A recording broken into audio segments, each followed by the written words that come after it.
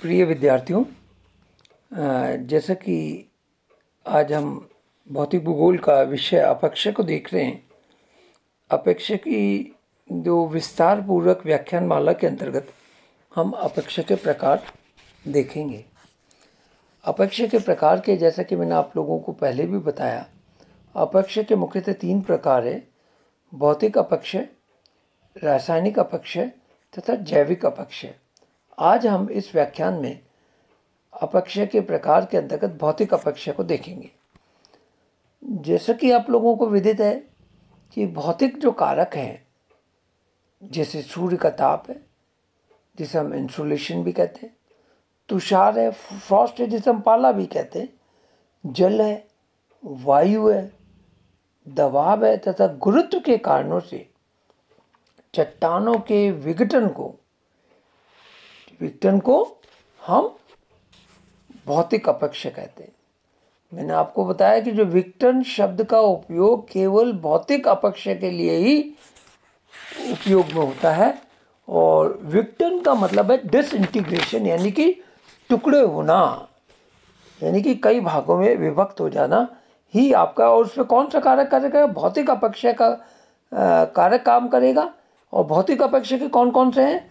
सूर्य का ताप है, तुषार है, जल है, वायु है, दबाव है, गुरुत्व, यानी कि जो गुरुत्व का जो ढाल है या बल है उसका वो काम करता है, तो उसको हम भौतिक अपेक्षा के अंतर्गत डालते हैं। इन कारकों के द्वारा चट्टानों के कण विस्तृत यानी कि बड़े होते, फैलते हैं और संकुचित होते रहते हैं।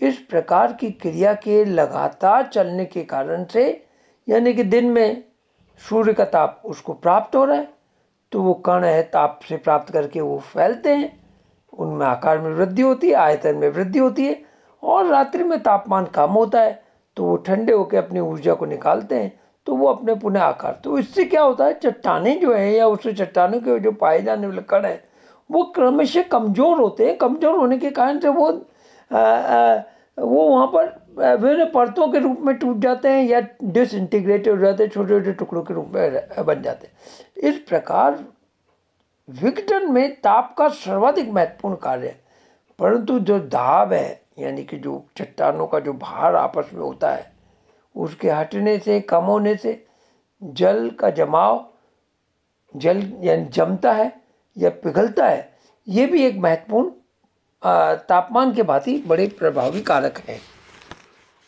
भौतिक अपेक्षा मुख्यतः शुष्क प्रदेशों में अधिक सक्रिय रहता है, क्योंकि शुष्क में तापमान है वो ज़्यादा सक्रियता से कार्य करेगा, क्योंकि तापमान, वर्षा, सौर विकिरण की विभिन्नता सबसे अधिक रहती है।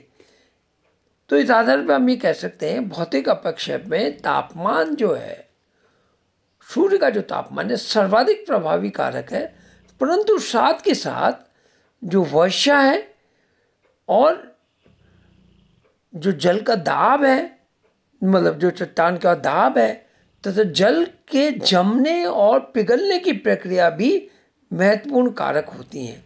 अतः हम इसके जो भौतिक अपेक्षा के जो प्रकार है उसके विभिन्न रूप है वो इस प्रकार से हम देख सकते हैं। पहला है ताप द्वारा विघटन पिंड होना, यानी कि block disintegration due to temperature change, यानी बड़े बड़े पिंडों में विखंडित होने को हम ब्लॉक डिसइंटीग्रेशन कहते हैं। तापमान का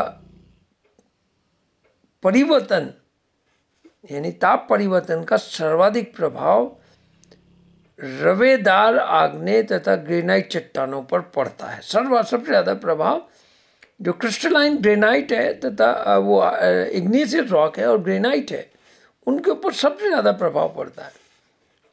ब्लैक व्हील्डर ने सबसे पहले स्पष्ट किया तापमान की विभिन्नता के कारण चट्टानों में विघटन होता है। व्हील्डर सबसे पहले विद्वान थे जिन्होंने इस बात को इंगित किया तापमान की विभिन्नता के कारण से चट्टानों में विघटन होता है, डिसइंटीग्रेशन होता है। यानी तापमान में अगर अंतर पाया जाएगा दिन में, रात में और प्रतिदिन में, पूरे वर्ष भर में, तो उसका सर्वाधिक रूप से प्रभाव पड़ता है। चैपमैन तथा ग्रीनफील्ड नामक विद्वान ने भी स्पष्ट किया कि तापमान की विभिन्नता के कारण चट्टानों का सबसे पहले पिंड विघटन होता है, उसके बाद कणदार यानी कि ग्रेनुअल डिसइंटीग्रेशन होता है। यानी ब्लॉक इंटीग्रेशन पहले चट्टान का ये होगा, बड़े बड़े पिंडों में बनेगी, फिर उसके बाद में ग्रेनुअल यानी कि उसके अंतर्गत जो ब्लॉक जो डिसइंटीग्रेशन हुए हैं बड़े बड़े, उनके अंतर्गत फिर ग्रेनुअल के अंतर्गत विघटन होता है।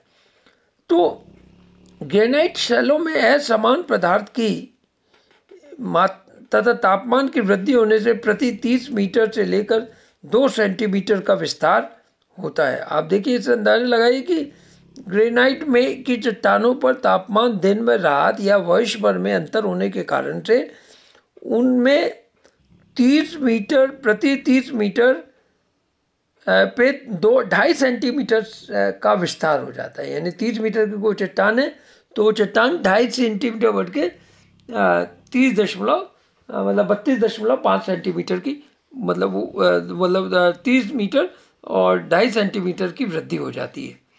इसी अनुपात में तापमान के कम होने से उनके आयतन में संकुचन होता है। तो ये जो तापमान के कारण से उनके आयतन में वृद्धि होना और संकुचन होना, तो ये क्या करती है, चट्टानों को डिसइंटीग्रेट करती है, बड़े पिंडों में विघटित करती है, फिर उसके बाद में विभिन्न प्रकार के कणों में विघटित करती है। इसलिए मरुस्थलीय क्षेत्रों में ग्रेनाइट चट्टानों पर अपेक्षा का सर्वाधिक प्रभाव पड़ता है। रात्रि में चट्टानें जब सिकुड़ती हैं तो चट चट की तीव्र आवाज मरुस्थलीय भागों में आती है और क्रमशः प्रसार व संकुचन होने से शैलों में तनाव के कारण से संधियां विकसित हो जाती है और संधियों के साथ बड़ी बड़ी चट्टानें बड़े बड़े पिंडों में टूट जाती हैं। इसके विपरीत समान खनिज या शिलाचूर्ण से निर्मित चट्टानों में तापीय परिवर्तनों का सर्वाधिक प्रभाव नहीं पड़ता है। जैसे शैल है, बालू का पत्थर पर तापीय अंतर का प्रभाव परस्पर अम्लीय व क्षारीय पदार्थों की पतली सतह द्वारा अलग होने के कारण कम पड़ता है। यानी इनमें अम्लता पाई जा रही है, तो इसके कारण इनके जो जॉइंट्स हैं उनके बीच में तापमान के प्रभाव को वो एक तरह के शॉकिंग के रूप में, यानी शॉकर्स होते हैं ना, उस तरह का काम ये अम्लीय क्षारीय पदार्थ की पतली परत कार्य करती है। फिर दूसरा जो तापमान के प्रभाव के कारण से कणदार विघटन होना, जैसे कि मैंने आपको पूर्व में बताया कि पहले चट्टानों का ब्लॉक में यानी कि बड़े पिंड विघटन होता है, फिर उसके बाद में कालांतर पिंड विघटन के बाद में दूसरी प्रक्रिया कणदार विघटन है। ये विघटन पिंड विघटन का ही उत्तरोत्तर प्रकार है। मरुस्थलीय भागों में तापांतर यानी कि दिन व रात के तापमान की अधिकता से, यानी कि तापांतर अधिक है तो बड़े कण वाली चट्टानें, खनिजों की बहुलता वाली और विभिन्न रंगों की चट्टानों पे कणदार विघटन की प्रधानता रहती है। देखिए, आपको ये बता दें कि यानी कि किन कारणों से, कि बड़े कण वाली चट्टान हो जिनमें खनिजों की बहुलता हो, यानी कि एक से ज़्यादा कई खनिज पाए जाएं और उनके रंगों में अंतर हो, तो उसमें ये कणदार विघटन वहाँ पे प्रभावी रहता है। इनमें ग्रेनाइट चट्टान सर्वाधिक प्रभावित होती है क्योंकि ग्रेनाइट लावा के आंतरिक भागों में ठंडे होने से बनती है। इसमें चट्टान के कण मोटे तथा खनिज पाए जाते हैं, इसलिए ताप ग्रहण की क्षमता भी भिन्न भिन्न होती है, जिससे चट्टानें छोटे छोटे कणों में अपघटित होकर बिखर जाती है। यह प्रक्रिया शैटरिंग भी कहलाती है, भंजन भी कहलाती है। भारत में छोटा नागपुर, बुंदेलखंड, दक्षिणी पश्चिमी राजस्थान में इसका वितरण अधिक पाया जाता है। इस प्रकार की चट्टान, जैसा कि आपको डायग्राम के अंदर खंड विकिरण दिख रहा है, उसके बाद में ये आपके ये कोणीय विघटन दिखाई दे रहा है, तुषार के द्वारा इनकी वृद्धि होना ये भी आपको दिखाई दे रहा है। फिर जो तीसरा है तुषार द्वारा पिंड विघटन, ब्लॉक डिसइंटीग्रेशन बाय फ्रॉस्ट। ये प्रक्रिया शीत तथा उच्च पर्वतीय भागे तथा मरुस्थलीय क्षेत्रों में रात्रि में तापमान के न्यून होने से तुषारपात होता है और जल के क्रमशः जमने पिघलने के क्रम में अल्टरनेटिव फ्रीजिंग एंड थ्रॉइंग से बड़े बड़े शिलाखंडों का विघटन हो जाता है। यह बालू का शैल परतदार तथा रंध्रयुक्त शैल में सर्वाधिक होती है, क्योंकि जल के जमने से उसके आयतन में 10% की वृद्धि हो जाती है और प्रति वर्ग सेंटीमीटर 15 किलोग्राम का दबाव पड़ता है। लगातार संधियों में दबाव से संधियों का विस्तार होता है और खंडित शैलों के ढालों से सटक कर तलहटी में तालस की मतलब वो नीचे की साइड गिरकर तालस या स्क्री के रूप में एकत्रित हो जाती है। यानी कि तुषार के द्वारा रात्रि में जो पानी है वो जम के ठोस हो जाता है। ठोस होने से उसके आयतन में वृद्धि होती है, तो वो दबाव डालता है, तो चट्टानों का जो है गैप या चट्टानों के अंदर फैलाव हो जाता है। उसके बाद पुनः पिघल जाता है, जो बना हुआ गैप है उसमें पानी नीचे तक जाता है, फिर वो फैलता है, तो इस प्रकार से उसको चट्टान को ये डिसइंटीग्रेट करता है। ये आपके सामने विदित है।